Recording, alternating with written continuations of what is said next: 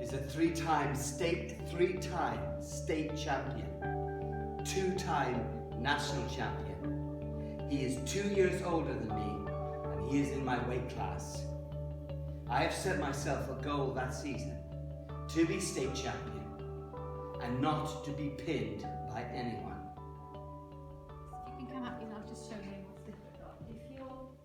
If you're more in these positions like that, Yeah. we don't get so much.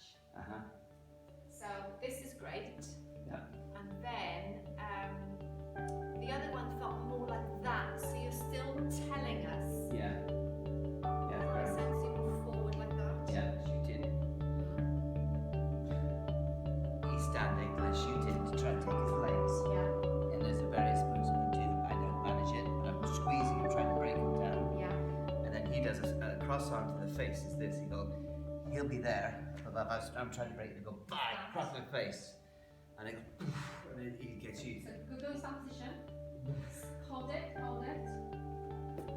So that's where you are, is that right? Yeah.